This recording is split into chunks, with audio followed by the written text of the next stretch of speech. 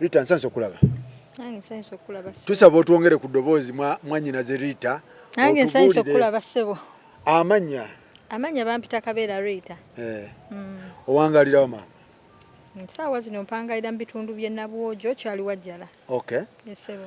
Twalabye singa wammwe nga mumututte Luzira. Tusaba mutunnyonnyole oba otunnyonnyole ekituufu ebintu bino bitandika bitya from beginning. Kakati ebintu bino engeri gye bijjamu muzeeyi yali owninga property kyali wajjala. Property eyo twali bato because era we twakulira that was daddy's property. Ewaka wammwe? Ewaka nga we tubeera we twakulira. Yes. Tuli abaana 7. Daddy abeerawa? Daddy ali London. So tuli abaana 7 fena tukulidde awo. Okay. So kati nga bw'ogamba daddy agenda okugenda London yagenda tuli baana bato. N'aleka mama wange yennyini biological. Ye yaliwo naye n'afa. So bw'afa ne baleeta maama omulala n'abeerawo ne maama omulala naye n'atambula n'akola ki? N'agenda. So bw'agenda ewaka basically ne wasigala nga tewali ki? Tewali muntu. Kuba n'abaana naffe tulinga twali. Taata ali London. Bamama bagenze. Maama omu yafa. Maama omu n'abeerawo naye n'amala n'atambula n'agenda. Yes. So kati bw'agenda basically ewaka ne wasigala nga tewali bantu because twali tukuze. I personally nali ntambuddemu nga nvuddewo nga nina wembeera. Kito kyaffe ekyaliwo kyali kimu by that time ne bakitwala ewa jjajja so ewaka ne wasigala nga tewali ki? Ng'amaka gano gali side ki? Gaali kyali wajjala wenjogerera wano ndowooza era weewano wennyini we tukwatidde interview nga wanenne. Weewano wennyini ssebo. Daddy yagenda e London. I think I was in P3. P3? Yes. N'agenda e London? N'agenda e London. So kati manya okuva when I was in P3 nkuze right now nina emyaka 34. So kitegeeza ebintu ebyo byakabaawo ebbanga lyalidde ne mukkaawo. Kito kyaffe kisigalawo bakijjawo bakitwala ewa jjajja awaka wasigala nga tewali muntu. So daddy agambe wakati wayinza butaba muntu tuteekawo keyateeka alabirirawo. Bafuna omukyala bamuteekawo omukyala ng'abeerawo. Kati nange nina gye nali eyo nga wobitegeera. Bufumbo tebwatambula bulungi. Kye nalina okukola nalina kuddawa ewaka wa taata because waliyo there was no one. Yes. Eri nga biganye. So nzire ewaka ntandika okubeera ewaka mbeera ewaka ewa taata. So sister wange omu weewano ssebo sister wange omu naye ajja tubeerawo n'ekyo ekito kati ne bakikomyawo. Kyali kito by then ntandika okubeera ffenna ewaka. Era nga ne daddy akimanyi aprovidinga buli kimu nga bwe kyali n'omukozi amusasula. So kati basenga oyo gwe basibye oyo gwe mwasibye kuba gwe yamusibye oyo gwe twasibye oyo. Senga ndowooza nga batandika okuteeka mu muzeeyi ebigambo. Deewo abaana bali eri abaana oboonoonye abaana tebalina abafuga bingi nnyo abaana tuwulidde baagala kwekwatira bijambiya abaana baagala kwetema ku ttaka. Bwe kyali ne bw'obuuza ba neighbors ku kitundu ffe twazaalibwa abaana mu mabaama 3 naye tuli ekyo tuli kimu. Okay. Tuli kimu. Ekyo oli bw'aba yali akiwulidde yasobola kujja naawe obujulizi nti abaana bano baali bewagaliddeko ku bijambiya ne senga ono akubira taata wammwe London amugamba nti abaana bali eri bewagalidde amajambiya bewagalira ebijambiya teri abalimu beesunga ddira olifa. Otyo beesunga ddira olifa uliriza gwali ku kyeyo batunde property zo. Tata abiwulira. Kati nga ne muzeeyi ndowooza era naye yanyiiga ng'omuntu. Yanyiiga naye ekyembi kye yakola ate teyaddamu ffe kukola ki? Kubagamba kiki kibaddewo. Muzeeyi n'atandika ndowooza kufuna busungu bubwe. Tuba tuli awo tulaba abantu bajja. Wano batugambye batundawo but of course tetwafuna kiva wa muzeeyi ng'abantu tubagamba tebakola ki? Mwenna abaana teyabagamba muzeeyi? Teri n'omu gwe yagamba. Otyo. Teri n'omu gwe yagamba. Because okutunda okwo kwali tekwakatandika kwaliko emabega yasooka okwagalako okutunda. Muzeeyi? Ng'atunda amakaate ge mubeeramu. Yayagalako okutunda. Kati bw'ayagala okutunda ndowooza ebyabaawo either ssente bamuwa ntono n'amala n'akivaako. So akomawo ogwokubiri. muzeeyi. Yes, and by that time era siffe twali tubitegeere nnyo. Akomawo ogwokubiri. But then nga tuwulira mulwadde nnyo. Daddy mulwadde nnyo. Pressure zimukuba. Yafunye ebirwadde, ambulance ze zimusomba, abeera ku oxygen ekyamazima. So lita tugende mpola. Olinga ndaga nti singa wamono abakyaya abakuba amajja amavundu ewa muzeeyi abakutula. Fena tubijjise wa muzeeyi. Namulabye nga Hajati. Hajati yagende maka. Yagende maka. Ate mungamba ye Diana. Yagende maka ffe tuli bakatuliki. Okay. Kati ye lwaki Hajati naye erinnya lye ery'Ekiwarabu ery'Ekisiraamu sirimanyi. Okay. Kyo kyemmanyi Hajati kuba ne maka yagenda butuufu. Okay. So kati taata ng'aleeta abaguzi. Tuba tuli awo abaguzi nga batandika okujja, abaguzi batandika okujja bwe tubagoba bwe ogwo gwe gwali omulundi ogwasooka kati omulundi ogwokubiri tutuula ffenna nga ffenna olwo tukiwulidde muzeeyi muki mulwadde naye ebintu bino essaawa zino tuli bantu bakulu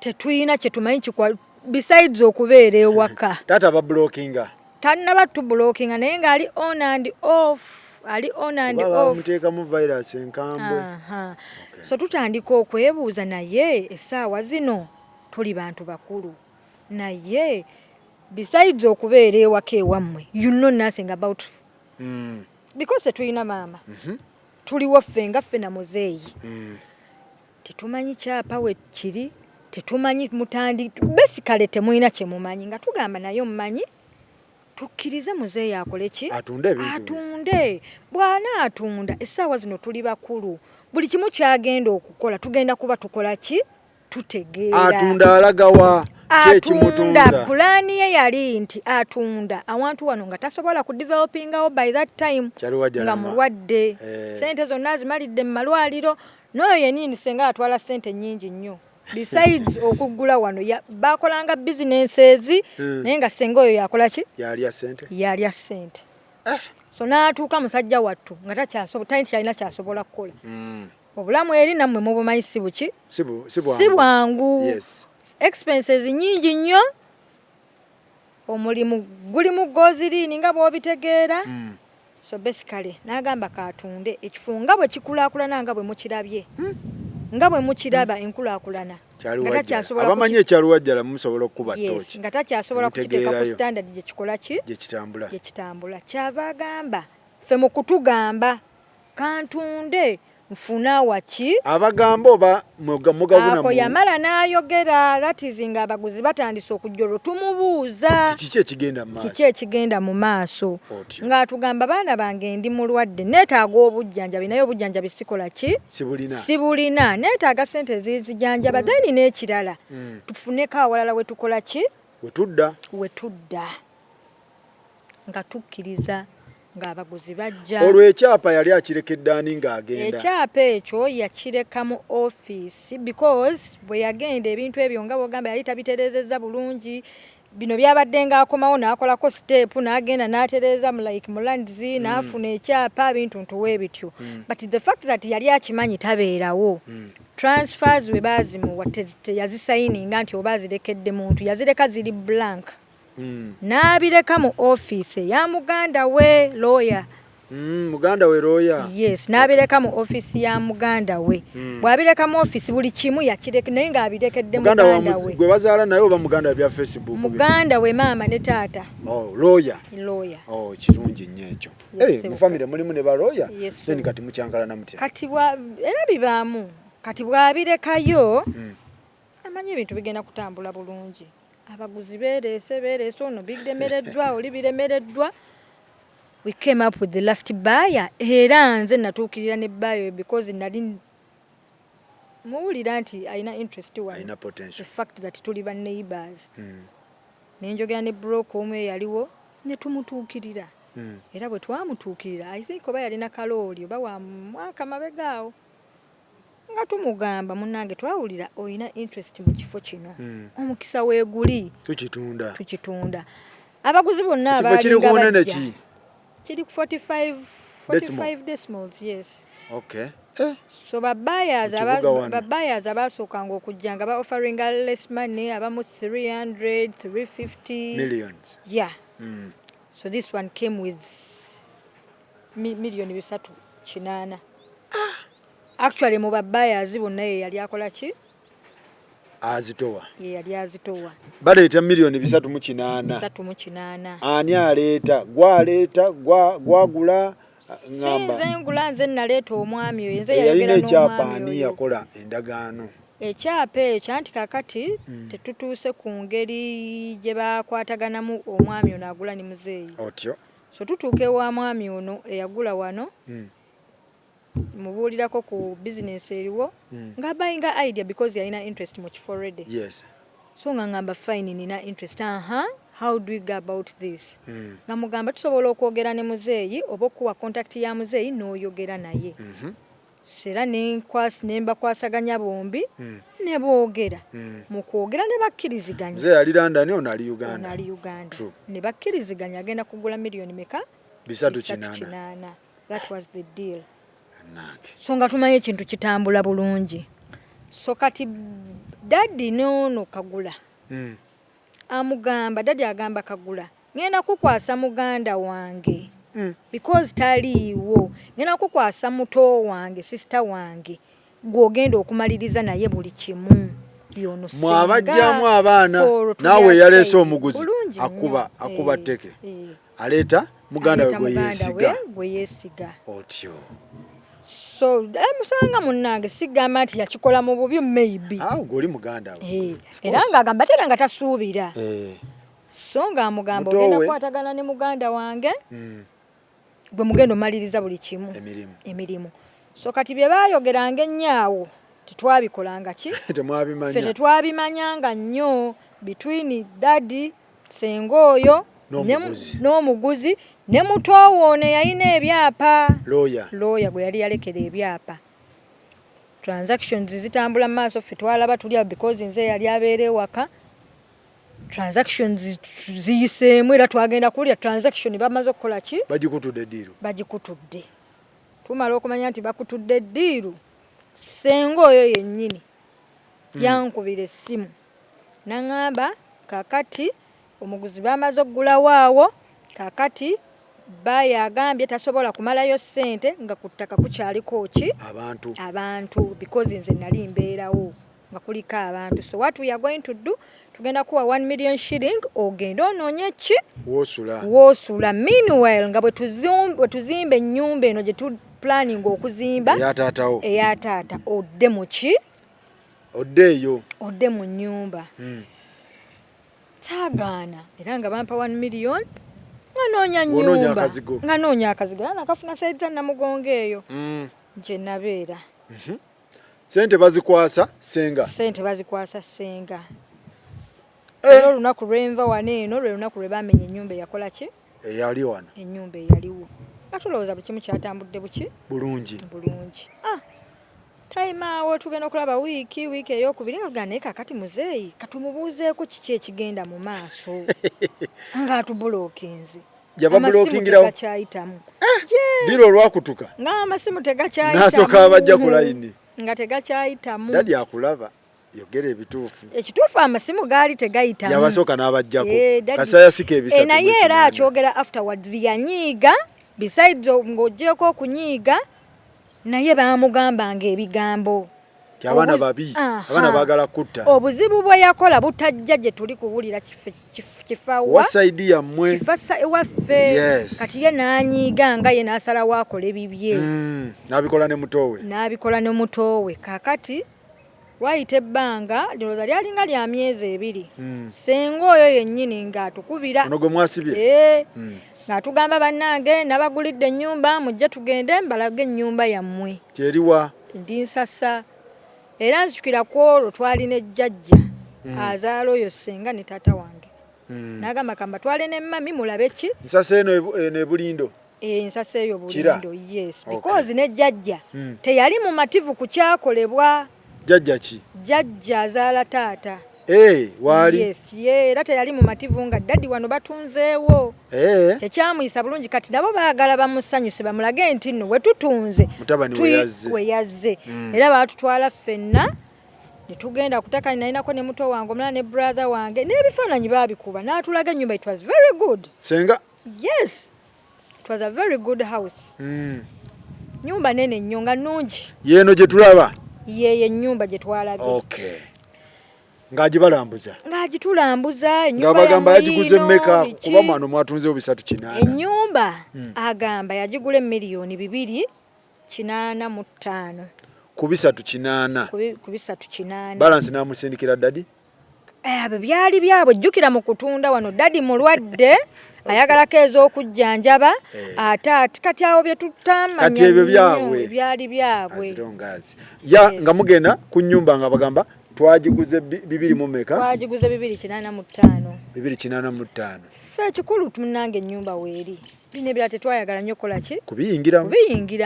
Kikulu daddy ennyumba ezzeewo nga wogamba buli muntu yeetaaga okuba n'ewaabwe nga mugaye Senga akoze bulungi. We were very happy. Atujje mu nyumba tuziza mu nyumba. The house was very good compared from what we had. Yali nnungi nnyo nga toyinza naye butasiima.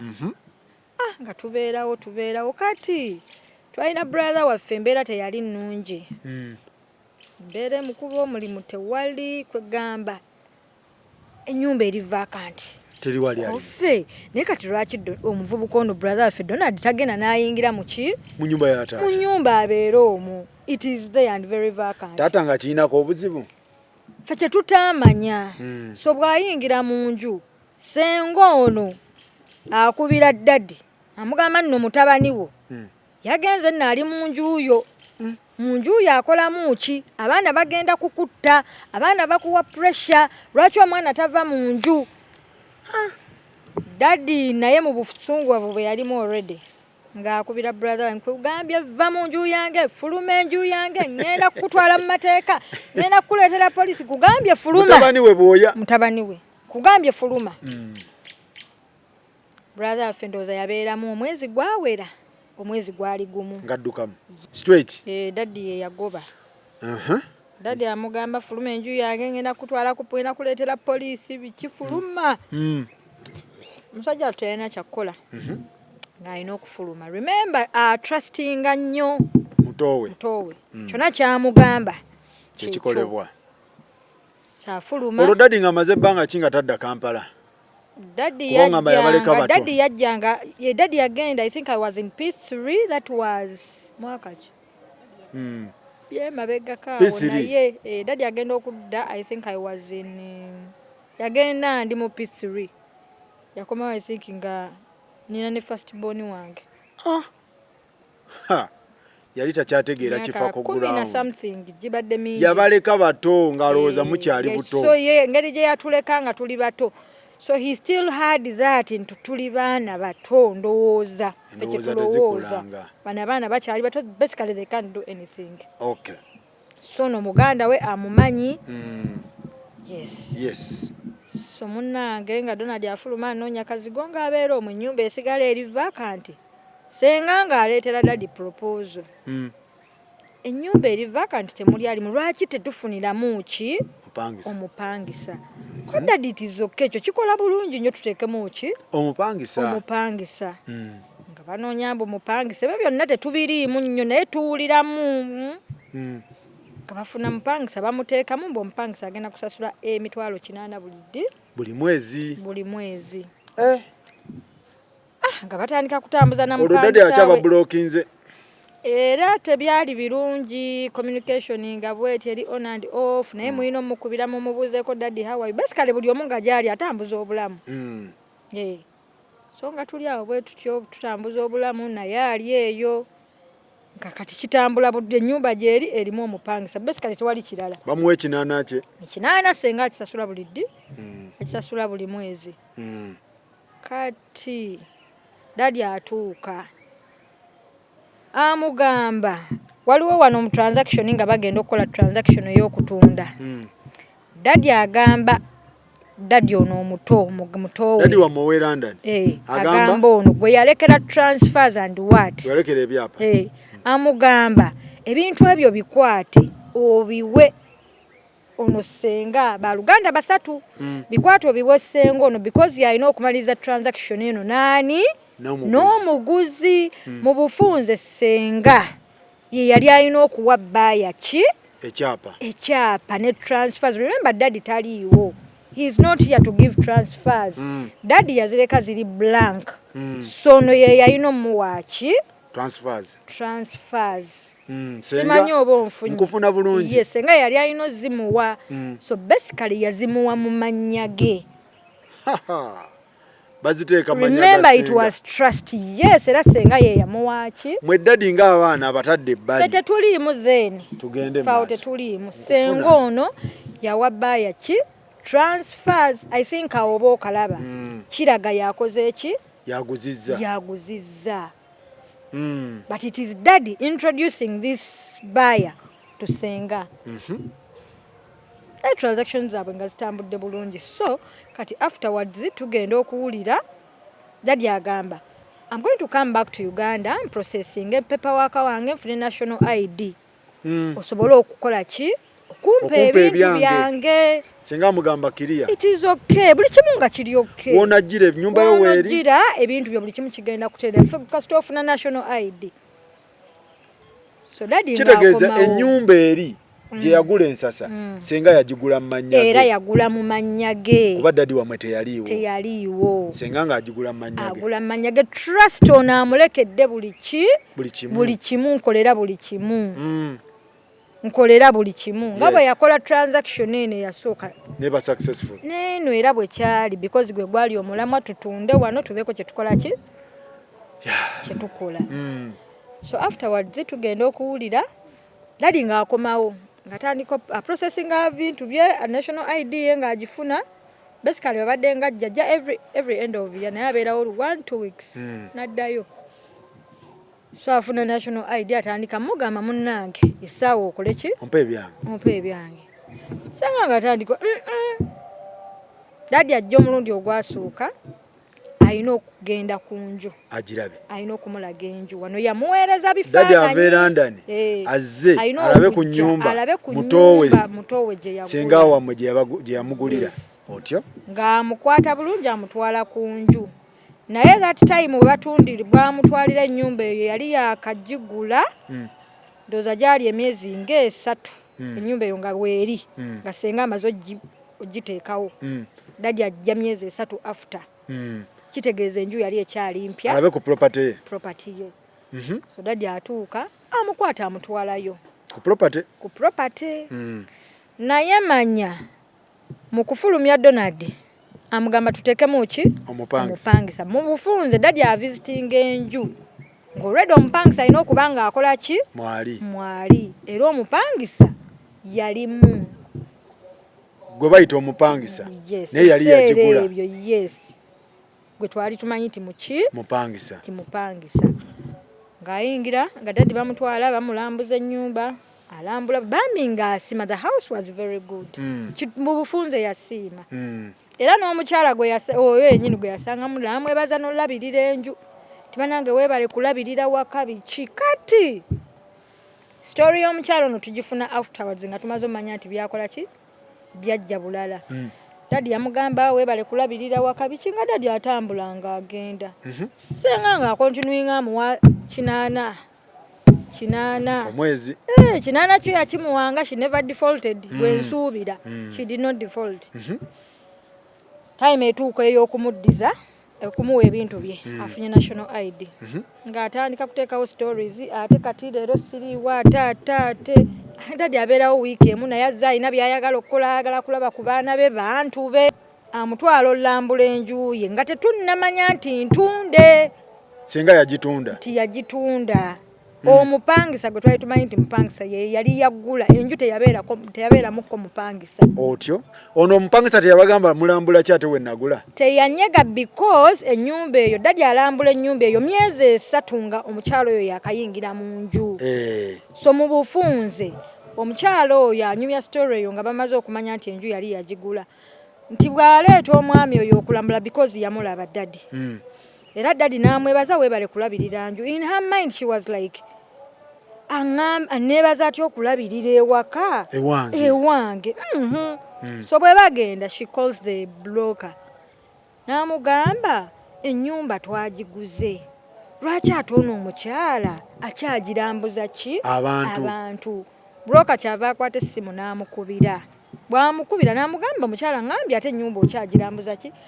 Yanziramu ekintu kimu, ono muganda wange ava bweru, temumweraliikirira, abadde azze kulaba dizayini ya nju nga bwe nazimba ki naye tagenda kudda, teri agenda kuddamu kukomawo wano.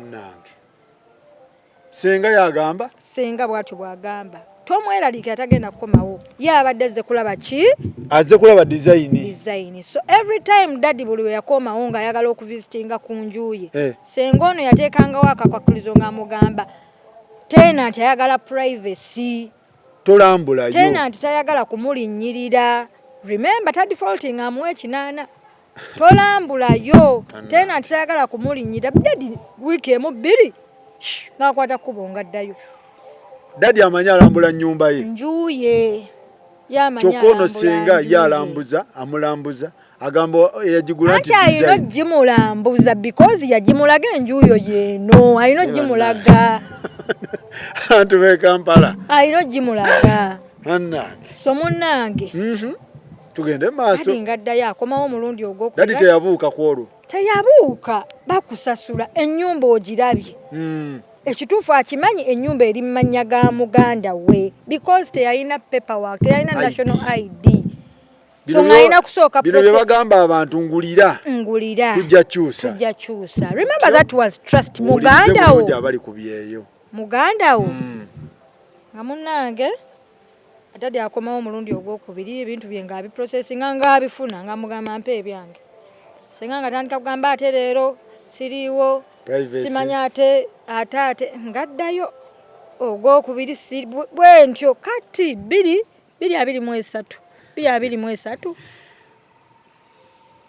twas 2022 olwo akyabejjeeko akyakukuta naye naye ng'alinga agezaako bambi okujja ffe nga kiri twakivaako naye nga kati tuflowing nga twogera normally nga bwe mubeera because tumanyi buli kimu kiri muki mu layini. So bw'atandika omukubira ennyo amasimu amukubira amwesibyeko senga comes back to us. Yes. Abagamba ki? Nze kanyini nze gwe yakubiranga n'amasimu. Tata wamwe, tata amwalabika atabuse omutwe, tata amwalabika ayagala oba kiki abantu b'ebweru oba babaako bikyamu yatunda wali n'ennyumba gye nabagulira ayagala kugitunda. Kyayagala okukola ansaba ekyapa ali mukunkaka muwe ekyapa ayina n'omukyala gwe yaŋŋamye ekimuwe nkiteeke ku nnyonyi akitwale. Bw'akomawo mpa ekyapa kyange mu bufunze ayagala kiteeka mbammanerenda bamuwe obusente obutono bumulema okusasula nakyo bakikole ki? Senga yabakuba amagi amavundu kati olwakomyewo. N'atandika ayagala kati nawano okutundawo baana mwezi ennwanirira mwe mugenda kufiirwa. Atandise kati balwanirira. Kati ne bw'oba ggwe naffe ate olwo tuddamu kali tugamba naye ekyamazima lwakyatundawo. Naffe tudda kusaidia Senga. Nga nze kennyini ntandika namuwa amagezi omanyi kati daddy bwaddamu okukubira olwo ye Senga alaga abikooye. Abikooye ebintu bya tata wamwe baana mmwe ennwanirira mmwe n'asooka n'agamba ekyapa kyammwe ekirina sigenda kukimuwa nkiwaani. Ffe tumanyi yatunyiigira. Kyenva ŋŋamba era ŋŋamba kubira Senga agambye ekyapa weekiri akiwaani. Nze sikwata kyapa daddy anawulira atya nti nze nina ekyapa kye. Oli sikwata kyapa n'oli nga tugamba tukiwe mukulu waffe. Yaba akikola ki? Akikwata. Nga mugamba ekyapa tukiwaani kiwe mukulu waffe. Ate era ng'alinnyamu ng'agaana okkimuwa. Takirina era tetwabibeerako. Omanyi nga bye yali abakangamu. Tetwabibeerako naye nga tukkiriza kiwe mukulu waffe.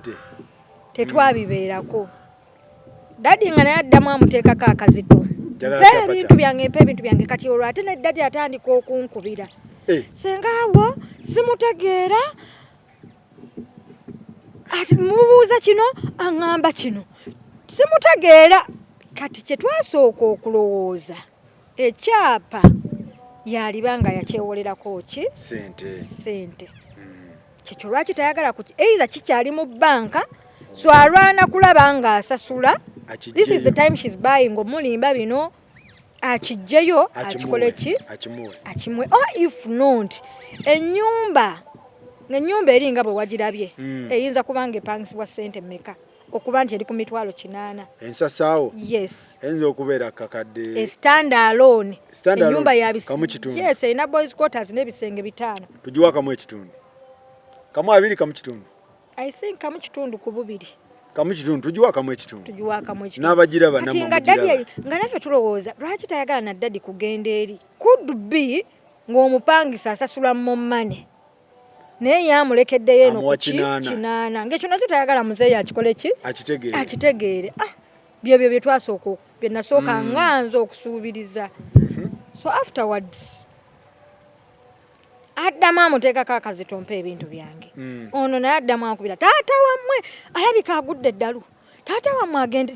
abantu b'ebweru oba amira ddagala kyeri eri mutabula omutwe bw'atyo agenda kugwa ddalu ku bibi ate bw'atyo yagamba agenda kugwa ddalu naye mukimanyi taata wammwe tabafuddeeko taata wammwe yayogera bingi by the way yayogerawo bingi awo naawe ne bw'oba gonyiigamu dadi ali London naye nga ne bw'aba akutte kuba okudda ne bw'omugamba dadi ndeeteraayo kano takola ki takaleeta era n'agamba ogenda okulaba yaleetedde abaana bagundi ebintu yaleetedde abagundi ebintu ajja ne keesi ng'azisitudde naye mmwe temulabamu ki byammwe mu bufunze muyinza kabaamu naffe ne tunyiigamu naye kyenva mugamba omanyi waddamu okusaba ekyapa ekyo mugambe saveya yalina ekyapa ate yagenda kusoma nga bw'ogamba nti naawe obikooye tumulinde Desemba ng'akomawo omuyite naffe otuyite nga n'ekyapa okola ki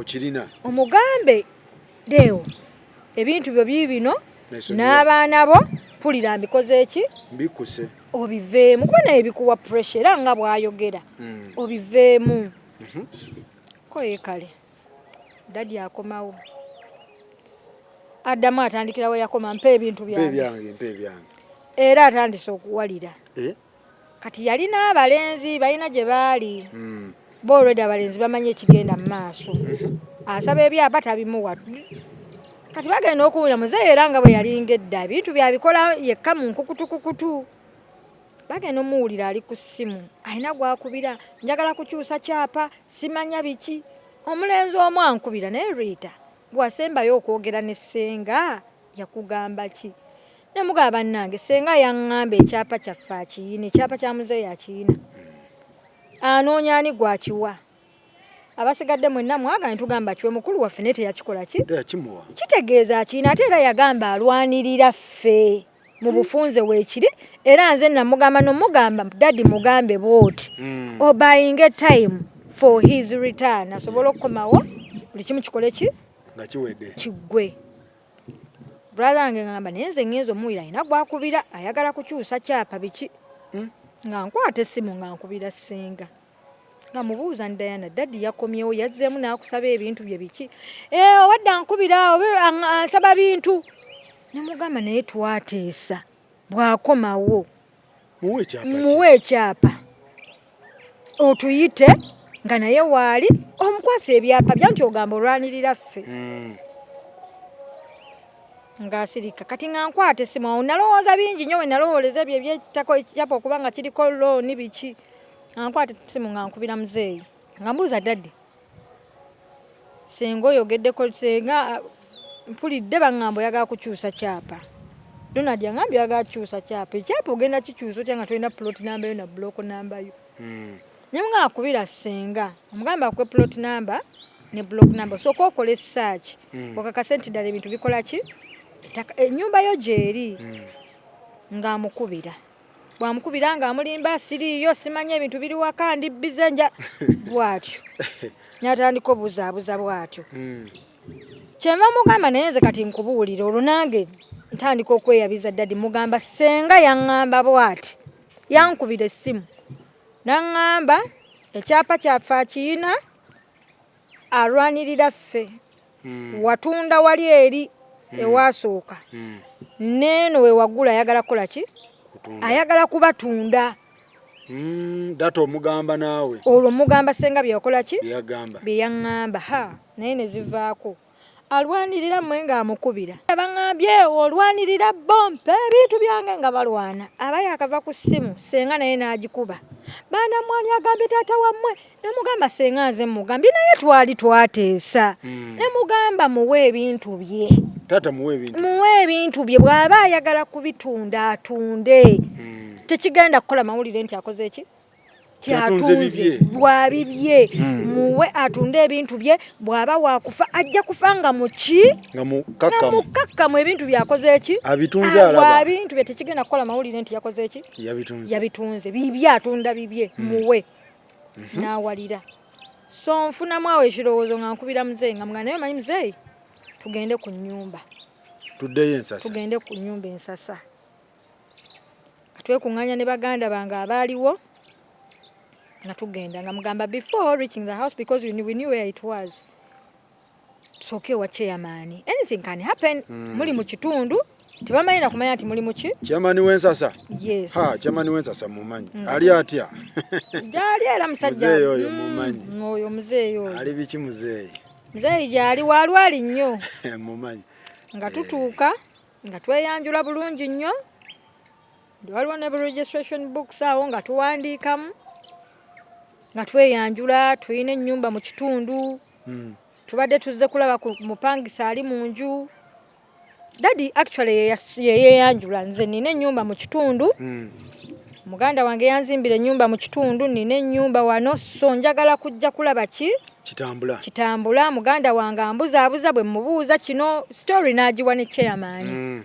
so chairman abuuza nnyumba ki because ye yali tamanyi ng'asaba ennamba ya senga because senga bw'aba ye yazimba enju mu kitundu alina okubanga chairman amukola ki amanyi ng'amusaba ennamba chairman ng'ayogera na senga bw'ayogera naye ng'amugamba olina ennyumba mu kitundu kyange waliwo muganda wo mumanyi bw'ati ne bw'ati ng'amugamba mumanyi ali wano alina ennyumba akugamba kino na kino tokoparatinga oli luddawa mbadde nzija mwana ku ssomero mbadde nkwagala ojje wano eno kale kanzije meanwhile nga tanaba kujja chairman agamba enju mumanyi weeri atumugamba ye tusooke tugende ku nyumba nga tweteeka mudde ne paka ku nju tutuuka ku nju tukonkona nga teri akola ki avaayo but there were neighbors around nga balaba because we were many twali bangiko tukonkona teri aliyo tukwata kkubo okudda wa chairman kulindaani senga because alina okujja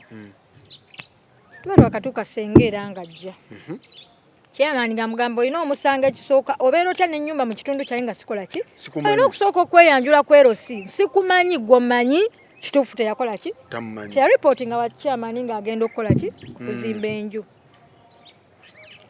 ng'amugamba kakati ensonga z'omwami ono ozoogerako ki ng'amugamba oyo muganda wange mmumanyi naye chairman lwali lwakubiri ku lwokuna ngenda kuleeta ekyapa kye mutwale mu introducing ne wa tenant ebintu byenkole ki mbiveemu kuba nange mbikooye byali bigambo bya senga ebyo lwali lwakubiri ku lwokuna lwabireeta abimuwe buli kimu kikole ki kigwe buli omu yeesonyiwe munne tukwata kkubo tuvaayo era buli omu ngadda bibye bandi awo nfuna essimu okuva ewa chairman bannange ngenda kufuna omulambo wano omukazi wuuno azirikidde wano konza techairman ani ono simu ababadde wano ku nnyumba konze ye taata mugambe ebintu byayonoone andi wano ngenda kufuna omulambo omukazi ali wano azirise Jani oyo dadi mugambe omukyala gwe mugamba nti mupangisa ye nannyini nju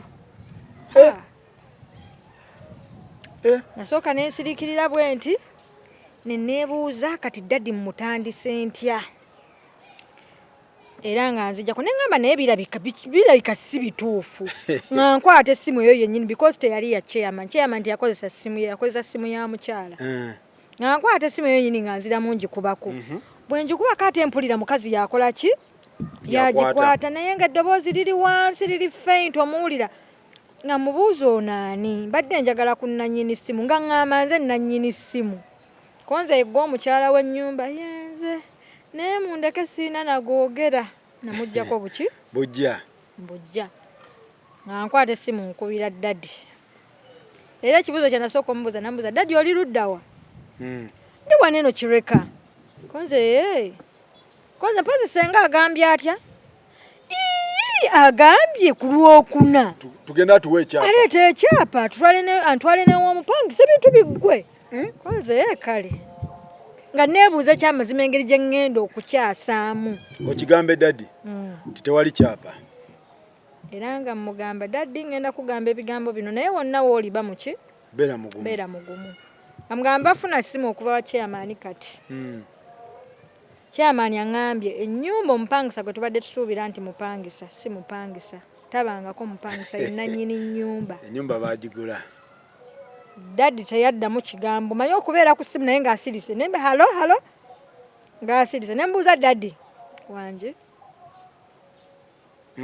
konze guma oli kireka side wa nina gye nnali nga nvuga direct nga mutuukako nga kwe ne sister wange omu nga mbuuza oli ludda wajangu twesange tusobole okukola ki okusanga daddy twamusinkanawo kireka nga tuvuga twekuŋŋaanya nga tuddayo wa ku nyumba twasookera wa chairman nga atunyumiza ekibadde awo omukazi abadde afiira wano bannange naye twekwate tugende tulabe omukyala tugende tumulabe nga tukwata kkubo nga tuddayo waka tuba tutwala wa mukyala nga tukonkona omukyala twamusangayo nga yenna bambi awotose muwotofu nga tweyanjula chairman atwanjula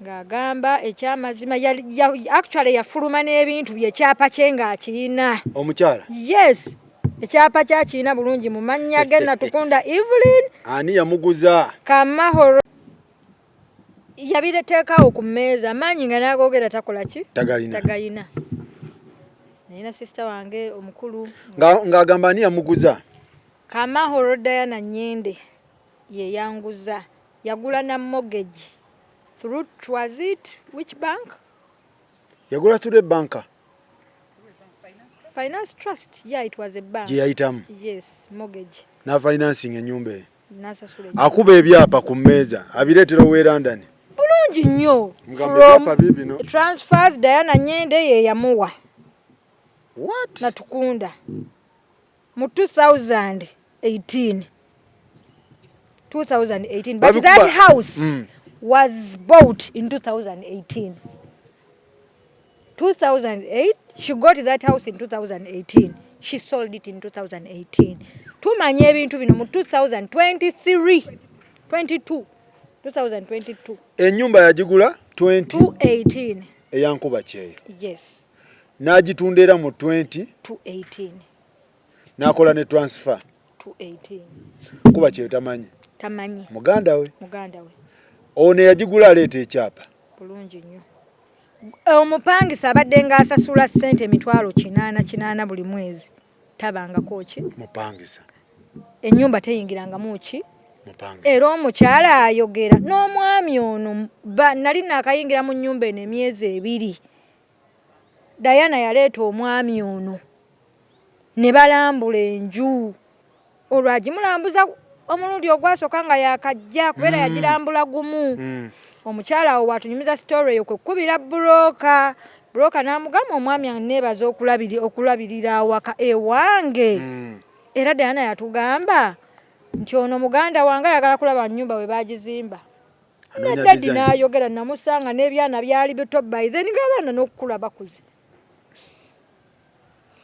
taata wo bamulaga ebyapa nga muganda we yakola dda transfer bulungi nnyo taata agamba kya transfers ezo ennyumba eyo yagigula mu 2018 ndowooza after 3 months wagitundira ogifunye omwezi gumu n'ogitunda nga wayise emyezi 3 agitunda mmeka bwe yalimu ennyumba agamba yagigula $285,000 ennyumba omukyala yagigula $220,000 genda mpola senga wammwe agamba yes yagulira taata wammwe jukira eno wano yatundawo 308 wano we yamujja yes n'agulira taata wammwe Nkuba Kyeeyo Emiliyoni 285. 285. Yes.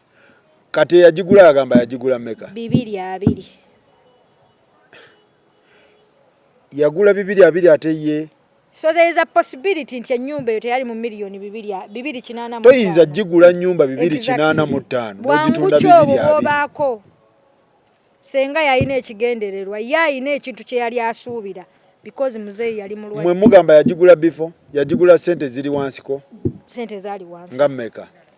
Yalibanga rough estimate could be like miliyoni nga 10 nga mu 7 awo. 18 around. Kuba tosobola kugula property 285 n'ogitunda 220. Exactly.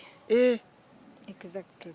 Kitegeeza agigula sente za wansiko. Yalina ebigendererwa bye ng'omuntu bye twategeera oluvannyuma because daddy yali muyi nnyo ng'amanyi essaawa yonna daddy akola ki? Agenda kufa.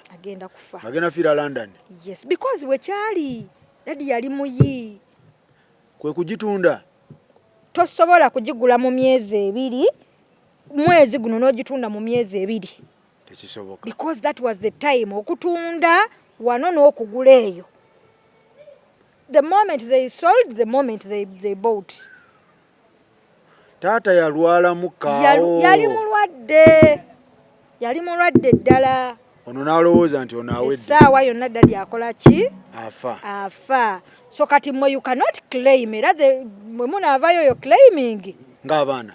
Munnange ettaka twalitunda ne taata wamwe nga mulamu ennyumba twagitunda n'emujjanjaba. Keeka speedi. Keeka speedi ako. Kye tulowooza ffe nga ffe. Bannange. That is what we thought. Bannange tugende maaso. Uliriza gwali ku Kyeeyo. So ng'atunda enju. Ebyapa babimulaga. Awo taata wamwe awanika. Awanike kyamazima amaziga g'ekisajja gava naye naliraba naye era natunula bwe nti. Olesenga mumukubira. Akwata essimu amukubira. Bw'amukubira. Actually twavaawo awo ne tugenda ku poliisi ekira. Bwe tutuuka ekira bwali kiro. There was much they could do. Ne twayogera mu kawo ne OC station. Ne DPS abaaliwo. Like batuwe ku magezo on what to do. But the fact that byali late ne bagamba tukomewo ki? The following day. But nga tukyawo ku poliisi daddy ng'akwata essimu addamu amukubira Senga. Nti Pozo ngambye ebintu byange obimpaddi. Tikulwakuna. Kugambye ebintu byongenda bikuwa nga mukambwe nnyo. Kugambye ebintu byongenda kubikuwa ku Lwakuna. Daddy kyava amubuuzera yamubuuza ebigambo bino. You're still lying to me, yet you sold off the house. Senga n'asooka n'apoozinga. N'amuddamu. Now what do you want me to do? Do you want me to cry? Ngani agamba. Senga bye byali ebigambo because essimu yali ku loudspeakers nga tuwulira. Bye byali ebigambo byala daddy n'amuggyako. Katate, do you want me to cry? Kakatate yali akabira ki? Awo setukyamanyi awo. Awo tetutamanyi. Annange. Ono muganda we taata maama. Taata maama amuddako mulundi gwakuna. Amuddako gwakuna. Taata omu maama omu. Olwo Senga ategedde nti mutegedde kyennyumba ekyapa tekiriiyo. Kati kye yali agenda omuleetera Olwokuna kyali akijjawa. Teri amanyi. Ne bannange. Era alabika era yali agenda kufumba ebintu bye nga bulijjo bwabifumba because yali asigazeyo like budde bwali butono nnyo. It was a week. Ng'alina okuba nga addayo. Taata. Ng'alina okuba nga addayo. And I think she was going to buy that time because amanyi tabeerawo budde ki? Abayinge time eyo. Asobole era okuddayo. Maybe walikomerawo alibaawo ne kyakoze eki? Ekyanasa. Nga bwe kimugamba. So daddy goes ahead, akubira baganda babalala, bategeeza ebigenda maaso. Just know everyone was surprised. Mu family. Aba family baali tebamanyi. All they knew, deewo wali yatundawo. Naye naafuna ewalala. Aba family we baakoma. That is what they knew. Kyokka kye baali baakomako.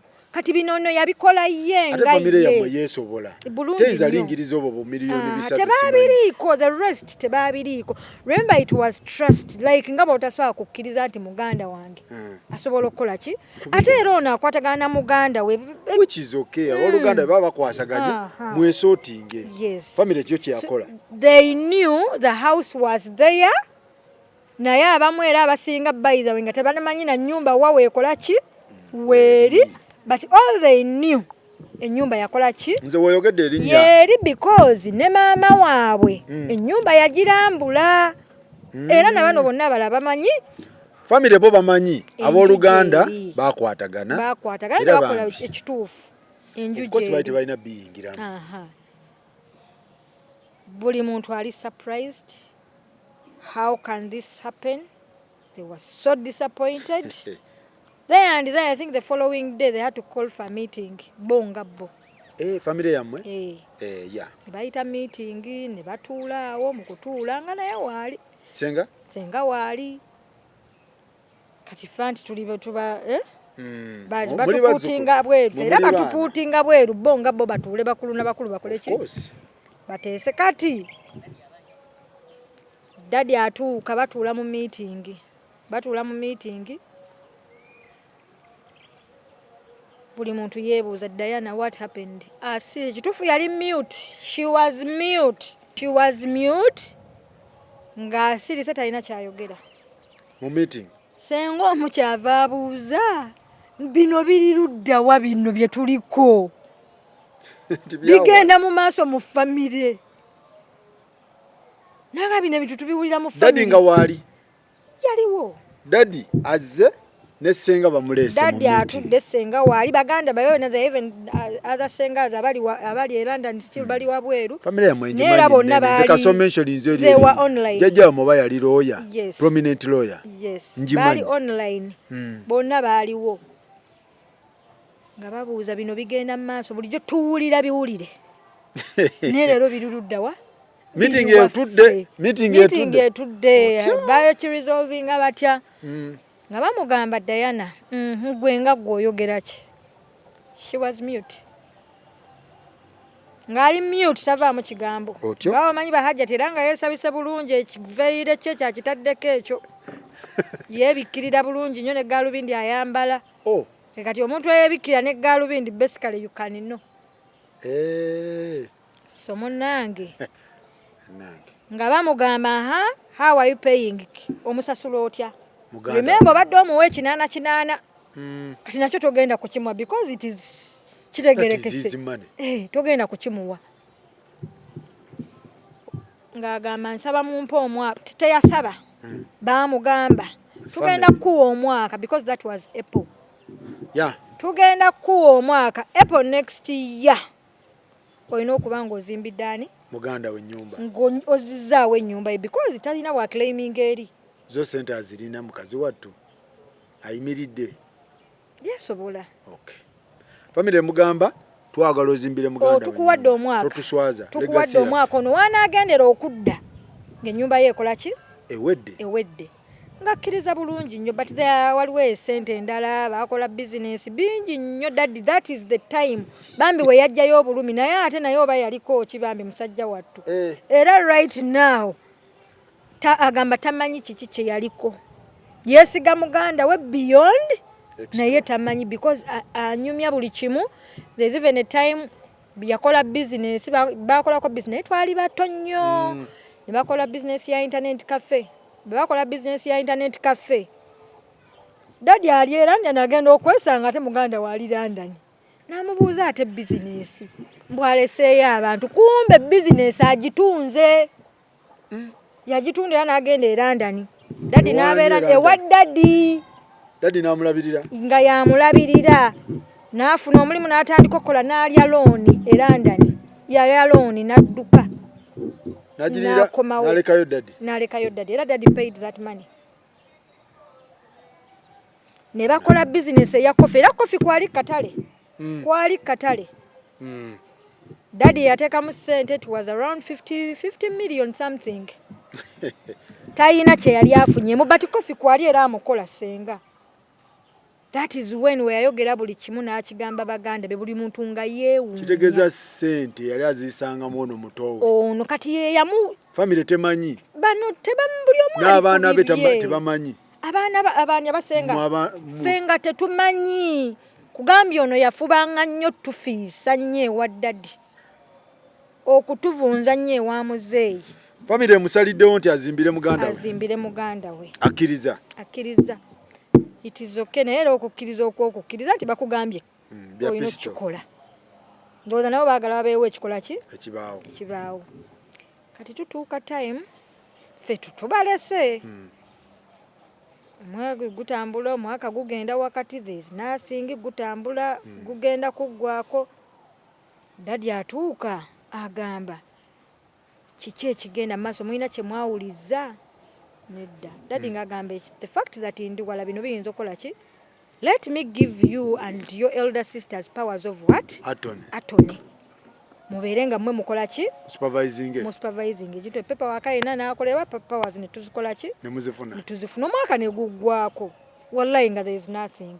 Ku mwaka gwe baamuwa. Nga tewali kikola ki? Nga tewali kitambula. Guweddeko teri kitambula nze ne muganda wange era nga batuwa powers. Atugamba katugende wa? Ku police to opening up a case. Kugenda ku police ne tufayiringa omusango. Ne bamusamoninga, ne bamuyita awo we twatandikira.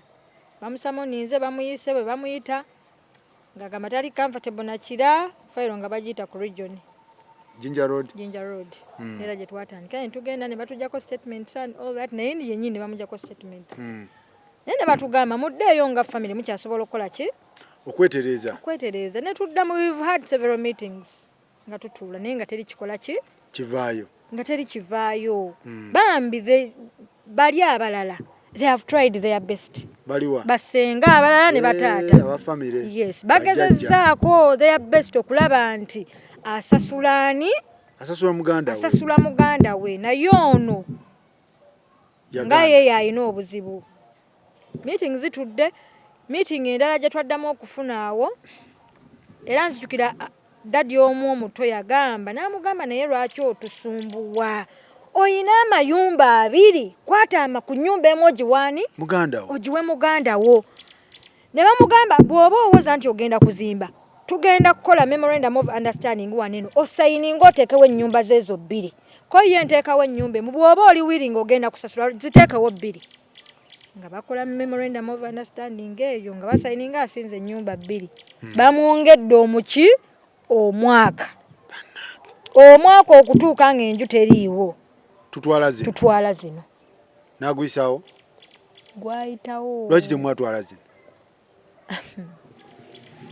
Bamuweereza tufunye looya. Bamuwandiikidde. Bamuyise. Nga ne looya naye addamu nga naye already yafuna looya. Looya nga naye azaamu defense ye.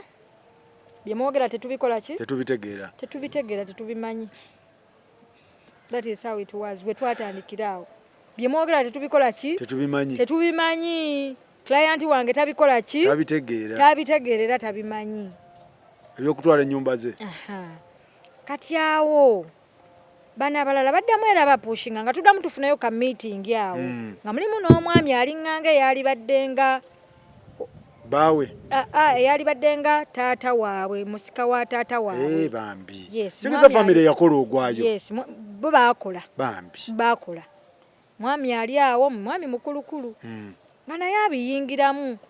Kati ng'akwata ekyapa, yalina ekyapa ekimu kiri 50 by 100 wano Joggo. Akalala keekawanda eyo mu kyalo ng'akwata obwapo obwo bubiri ng'abukwata abutwalira ani? Ajati. Abutwalira omwami oyo nalinganga jjajja. Taata waabwe yaddira taata waabwe mbigere yes. Ng'akwata ebyapa ebyo ng'abimutwalira. Kati bwe bamusaavinga eno looya yamanya tugenze mu ki? Mukika. Tugenze maybe twagenze mu civil. Yaddayo buzeeri ng'asikayo ki? Byapa 2. Bw'abisikayo ng'abikyusa ng'abitwala n'obikyusa abikyusa.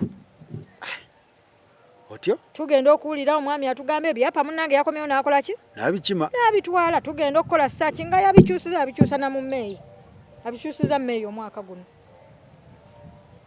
nga tuddamu twesitula ng'abaana nga twekuŋŋanya tugaka tugende mu buntu twogere naye yatugulira nkakasa ne munju teyatuganya kuyingira mu wabweru mwagala ki banange tugende mu kooti n'ebyapa ebyo bibiri bye nabadde ndeese ebyo omwami wange yaŋŋamye n'okuŋŋa by the way you're stupid how can you do that why otya ebintu byo yaŋŋamye ndi musiru era yagambye tugende mu kooti senga omwami wange yaŋŋambye tugende mu kooti omwami bamuyita Abu Nyende yebbaawe yaŋŋambye tugende tugende mu kooti bayiza wenze sikyatya kuswala teri atakimanyi buli omu akimanyi tugende mu kooti senga yabagamba nkugambye twesitula mu buntu osanga maybe aneekuba mu mutima abaana ba muganda be bazze baana ba mwannyinaze yabagamba tugende mu kooti namwe ne mugamba mutya ate kati okukola ki yagambye genda mu kooti senga wo omukwato otyo mutwale mu kkomera senga wange oyo nakeera ku makya ne mukubira essimu nga nkozesa essimu endala ne muwa bizinesi kuba akola amasweta n'amasweta ago gaakola byalaani bya ddadi otyo byalaani bya ddadi n'omugamba nti nina bizinesi njagala kuntungira amasweta n'agamba wendi nja gatunga biki nenkera ku makya nenziramu ne mukubira because our aim yali yakumukwata ku makya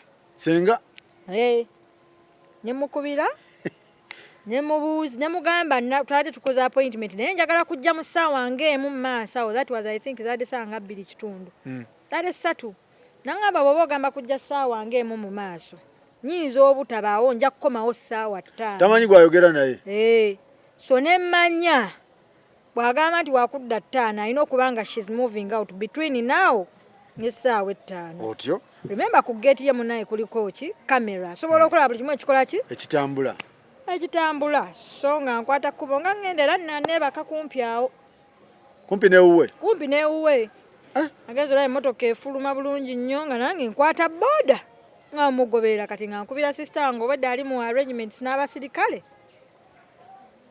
mumusanga wa ku quality era abadde n'omwami we nga bakirinze baali bagenze ku shoppinga era babadde bafulumayo bwe babakwatidde wamukwatidde ku quality senga n'omukuba ejjeeke senga bambi atusindise ku kisenge atupushinze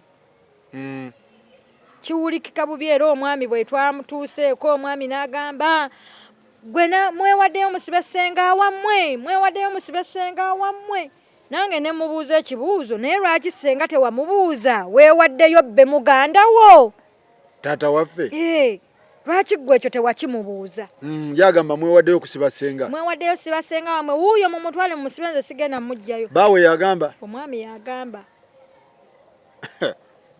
n'omukuba jjeeke eri kakongole ne mugamba naye waali badde omubuuza lwaki tewamubuuza nti weewaddeyo bbe muganda because buli kimu akikola ki akirina akimanyi buli kimu akimanyi naye yennyini omwami yali ayogeddeko story omukyalo oyo yamubbako $4,000,000 yabba n'omwami we era eyo n'omwami oyo abyogedde mu time eno gye tubeereddemu n'ebizibu bino era naye yavaayo n'agamba nange ekyamazima nabiwulira simanyi kiki kiri ku mukyala wange naye nange yanzibe $4,000,000 omwami wagamba yes era omwami n'agamba nti yagezaako nnyo mugamba Diana ekintu kino tugenda kikola tyambu yamubogoya n'amugamba bino bya famire yange biveemu ebyo mbiwulira buwulizi ku muntu so this is the first time tumumeetinga nga ali ne mukyala we so we mwatuuse ku quality ne mumukuba jjeeke ne bamukwata bamukutte n'asigezaako resistinga nkubire balooya bange abakubidde omwami alina abanene biki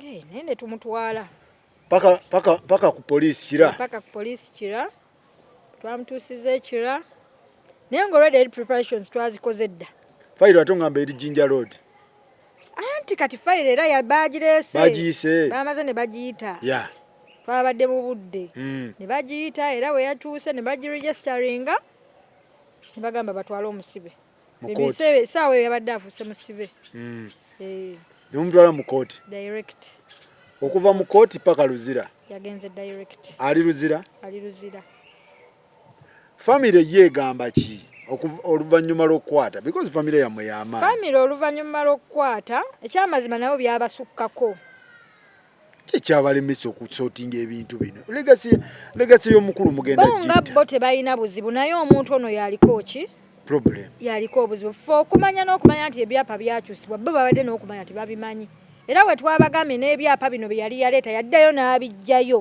n'obikyusa yabikyusizza mbu lwaki temwatugamba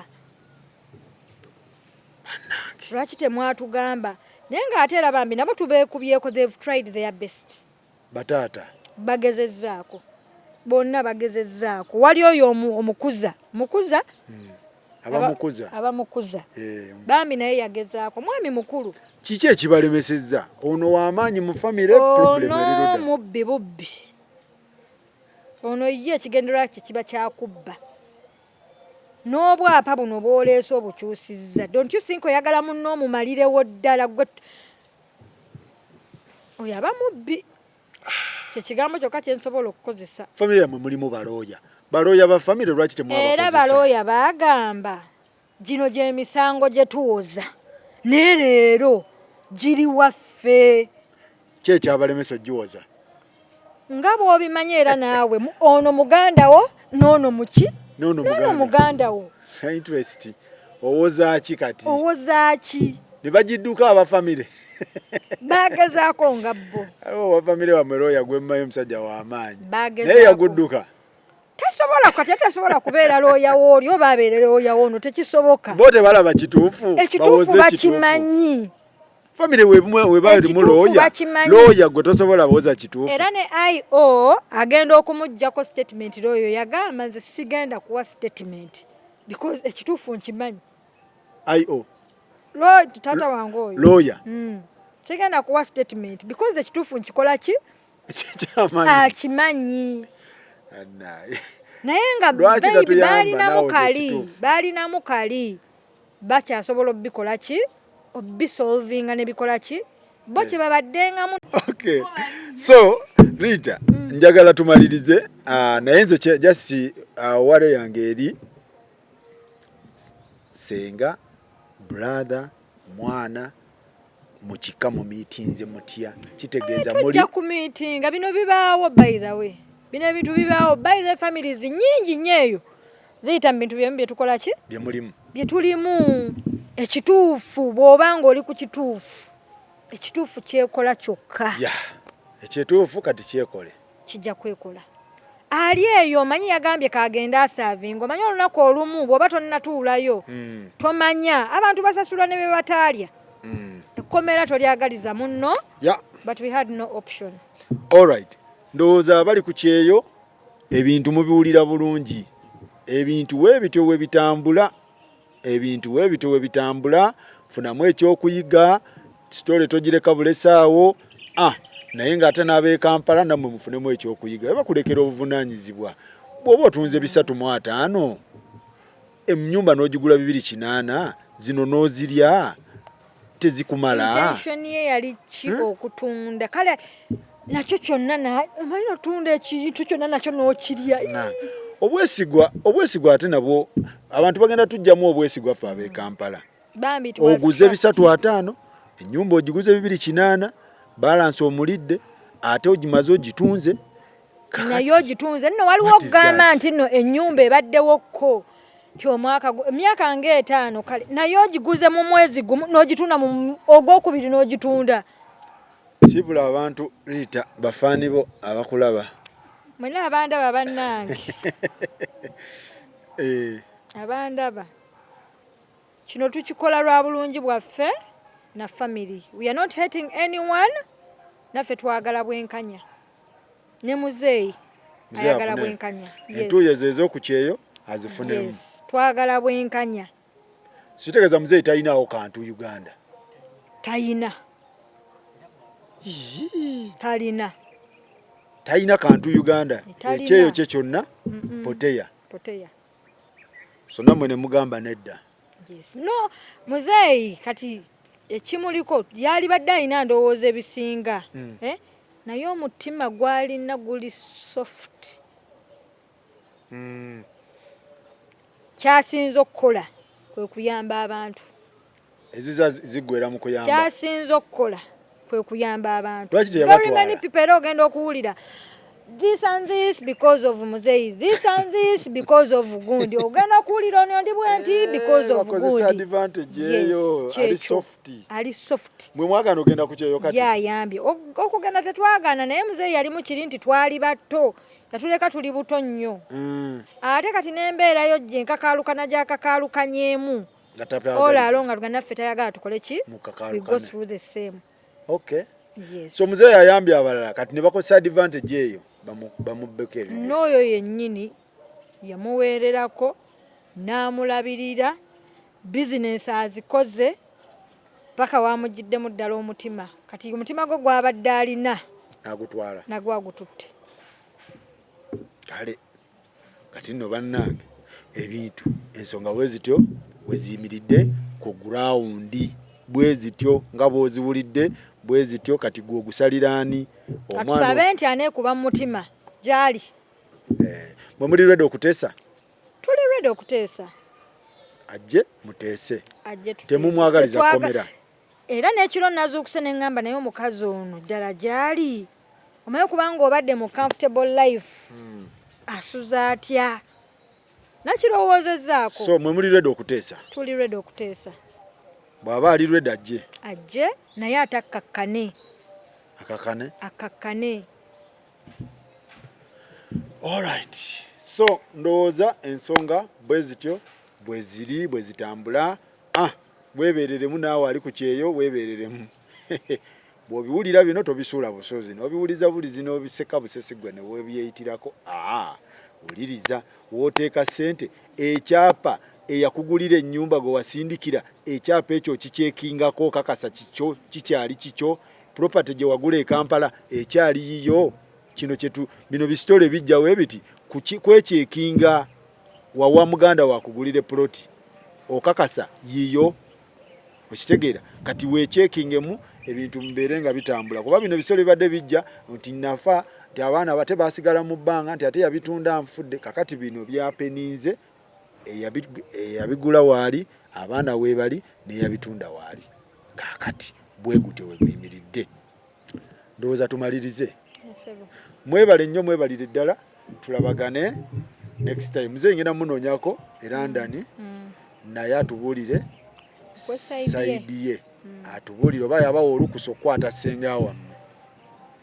Bw'aba teyabawa nga mwakoze lukujjukujju. Era ne bw'aba teyatutuwa powers yazituwa. Powers amanyi kye zitegeeza. Okay. Mwebale nnyo mwebatulabagane next time.